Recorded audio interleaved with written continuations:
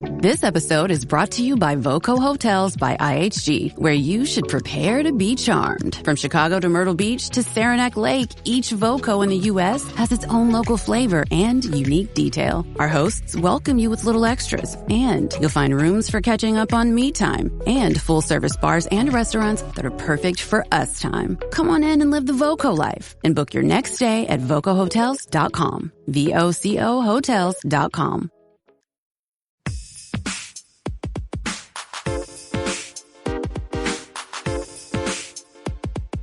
Welcome to From Dorms to Desks, job hunting tips for those early in their careers, a podcast brought to you by College Recruiter job search site, which believes that every student and recent grad deserves a great career, and hosted by Work Defined. Join our AI co-hosts as they dive into tips, tricks, and insights that will help you land your next part-time, seasonal, internship, or entry-level job. Let's get your career started. Hey everyone. Ready to dive into the job market for new grads, especially you, class of 2025 folks. Big year coming up. It is. We're looking at this collegerecruiter.com article. They surveyed employers. Lots to unpack. So whether you're, about to graduate or just curious what the trends are, let's break it down. And thankfully, we've got our expert here to help us make sense of it all. Always happy to geek out about job market trends. Okay, so first up, the big headline. Employers are saying they'll hire 7.3% more grads from the class of 2025. That's a pretty big jump, right? Yeah, definitely significant. Usually it's like 1 or 2% growth year to year. So the 7.3% means something's up, like a real confidence boost in the economy. Makes you wonder why, right? Good thing the article digs into the reasons. Let's hear them, see if it matches what I'm seeing out there. Okay, so reason number one, the economy bouncing back. Post-pandemic, businesses are finally ready to grow again. Makes sense. When things are shaky, hiring freezes happen. This growth. It means companies are feeling more stable, ready to invest in new people. That's one piece of the puzzle. Then there's the competition factor. Yeah. It's a super competitive market out there, especially those hot fields. Yeah. Tech, healthcare, data analytics. Oh, yeah, seeing that firsthand. And it's not just those big areas either. It's like niche stuff within them is exploding too. Cybersecurity, AI. In healthcare, you've got data analysts, telehealth nurses. It's wild. Definitely a candidates market if you have the right skills. And speaking of skills, that's the third thing they highlighted. Diversity and inclusion. It's not just a nice to have anymore. Companies are really prioritizing it. And that's, changing the hiring landscape big time. For sure. It's not about checking boxes anymore. Companies are realizing that a diverse workforce, you get more ideas, perspectives, better problem solving. Right. It's like they say, if you're the smartest person in the room, you're in the wrong room. Exactly. You got to have that mix of voices. And for Gen Z, who are about to graduate, they expect that. Right. It's not a perk. It's the baseline. They want to work where they feel seen, heard, valued for who they are. Companies that don't get that, they'll be left behind. So we've got a booming job market, fierce competition, this huge emphasis on diversity. What's a soon-to-be grad to do? Honestly, opportunity is knocking, but you got to be strategic. The article gives some advice, boils down to 3 things. Skills, experience, networking. Classic, but true. Yeah. Let's break those down. First, skills. It's not just about the degree, right?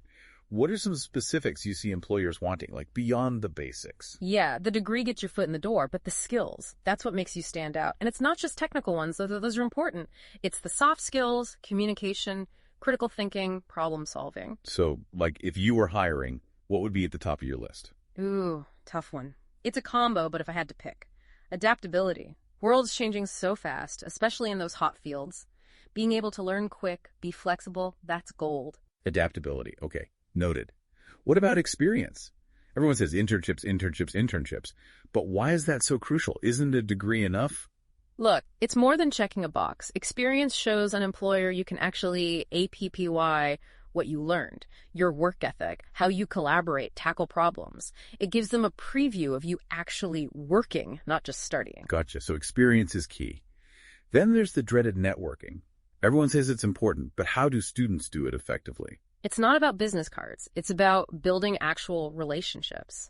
Start by engaging in your field. Go to events. Join online communities. Reach out to people on LinkedIn. Speaking of LinkedIn, any tips for navigating that beast? Treat your profile like a living resume, always updating it. Join groups. Participate in discussions.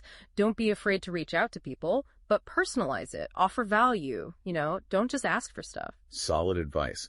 So we've talked about grads, but what about the companies? The article had some good points for them too, like how to attract and keep this new generation of talent. They're in a competitive spot too, Absolutely. What do they need to do to stand out?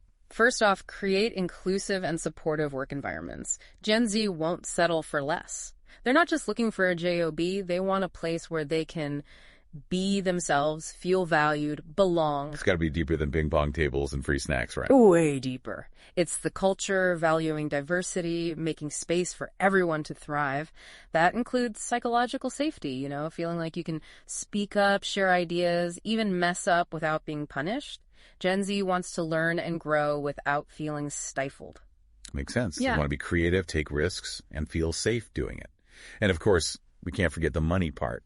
Competitive salaries, benefits, that's still a big deal, especially the student loans and all that. I remember when I graduated. So hold that thought. We'll come back to your story. But yeah, compensation is still key. But what's interesting is it's not just about the salary anymore. Gen Z has different expectations, benefits, work-life balance. Because more than just the number on the paycheck, what else are they looking for? Flexibility, remote work, generous time off, mental health support.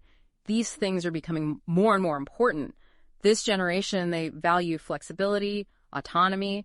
They're not going to sacrifice their well-being just for a paycheck. Whole new ball game. Yeah. And the article mentioned career growth, too.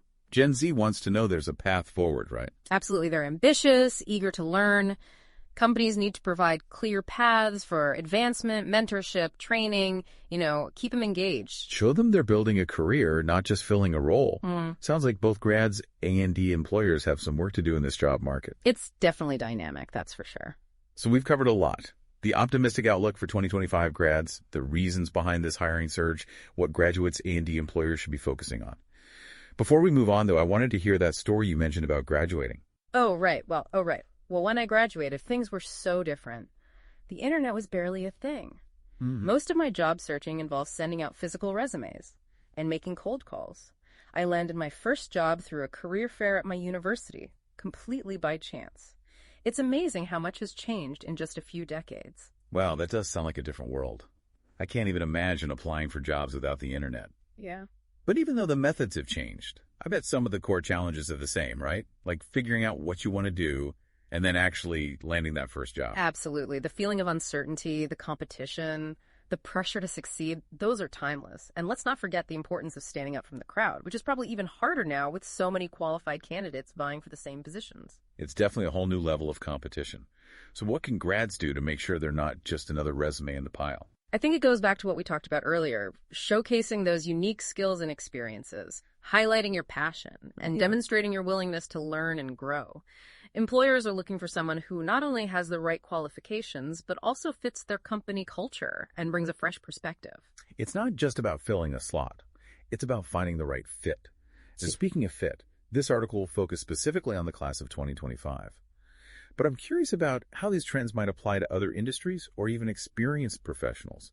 Is this just a Gen Z thing, or is there something here for everyone? That's a great question. While the specific skills and demands might vary across industries, the underlying principles we've been discussing are universal. The need for continuous learning, adaptability, strong interpersonal skills, and a genuine passion for your work transcends any particular generation or field. So even if you're not a fresh-faced grad, it's still important to stay up to date, be flexible, and network.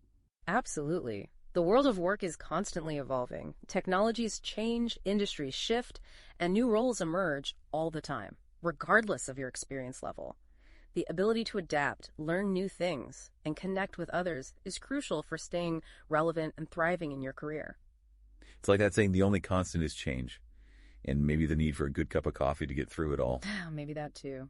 But seriously, embracing a mindset of continuous learning and growth is essential for anyone who wants to navigate the future of work successfully. So we've talked about what grads need to do, what employers are looking for, and how these trends apply more broadly. What's the biggest takeaway for our listener who's been following along with all this? I'd say it's this. Be proactive. Don't wait for opportunities to fall into your lap. Create them. Whether you're just starting out or you've been in the workforce for years, take ownership of your career journey. Identify your goals. Develop your skills network with intention. And don't be afraid to step outside your comfort zone. Be proactive and take charge. I love that. It's about being in the driver's seat of your own career, no matter what stage you're at. And, it's funny, this whole conversation reminds me of a story. Oh, I'm all ears. Well, you know how we were talking about networking and how it's not just about attending events or collecting business cards. It's really about building those genuine connections. Well, a few years ago, I was at a conference, and I struck up a conversation with someone who was sitting next to me during a presentation. We ended up chatting for over an hour, and it turned out she was working on a project that I was really interested in. I bet this is going somewhere good. It is. We stayed in touch. And a few months later, she reached out to me about a job opening on her team. I applied. You know what? I got the job. And it all started with that random conversation at a conference. That's a great example of how you never know where a connection might lead. And it highlights the importance of being open to possibilities and putting yourself out there. Exactly. It's about building those relationships and seeing where they take you. This article focused on specific fields, but I think what we've talked about today applies across the board, no matter what you do.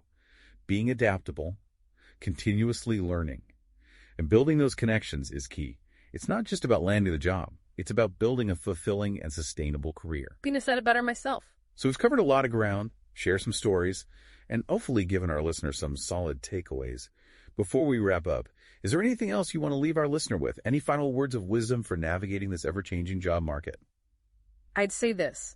Remember that your career journey is unique. There's no one-size-fits-all path to success. Embrace your individuality, stay curious, and never stop learning and growing. And most importantly, don't be afraid to pursue what truly lights you up. Those are words to live by: passion, curiosity, and a willingness to learn. Those are the keys to success in any field. And don't forget, a healthy dose of resilience. The job search can be tough, and there will be setbacks along the way. But if you stay focused on your goals, learn from your experiences, and keep pushing forward, you'll achieve great things. Resilience. Got it. This has been such an insightful conversation. Thank you so much for sharing your expertise and your story with us. It's been a pleasure. And to our listener, thank you for joining us on this deep dive. We hope you learned something new and feel inspired to take charge of your career journey. Until next time. It's been a fantastic deep dive. I think we've given you a lot to think about. But before we go, I wanted to circle back to something we touched on earlier. What's that? The article, it focused on those hot fields like tech, healthcare, and data analytics. But a lot of what we talked about, I think it applies across industries. Oh, absolutely. The fundamentals are the same no matter where you look. Adaptability, continuous learning, strong interpersonal skills. That's universal. Exactly. Yeah. So for everyone listening, no matter what field you're in or like what stage of your career you're at, think about how these trends apply to you. What skills can you develop? How can you use your experience to create new opportunities? And how can you, expand your network? Connect with people who can help you reach your goals. Those are the million-dollar questions, right? And the answers, they're going to be different for everyone. Depends on your own goals. There's no, one-size-fits-all approach. So true. It's about figuring out what works for you, taking those steps, being proactive, and creating the career you want. Couldn't have said it better myself. And with that, we've reached the end of our deep dive. Thanks so much for joining us today. We hope you found it informative, inspiring, all that good stuff. It's been a pleasure. Until next time, keep learning, keep growing, and keep diving deep. This has been From Dorms to Desks, job hunting tips for those early in their careers. A podcast brought to you by College Recruiter job search site, which believes that every student and recent grad deserves a great career. Each episode, we dive into tips, tricks, and insights that will help you land your next part-time, seasonal, internship, or entry-level job. Subscribe to this podcast for free now, so you don't miss an episode, and visit www.collegerecruiter.com to find your next great job. You know the words dominating today's headlines. Private equity, generative capital gains tax, America's fueled by market volatility. On Fed rate cuts are sweet. But do you understand how they impact your world and your wallet? In a world that skims the what, understand the why. Because context changes everything. Subscribe at Bloomberg.com.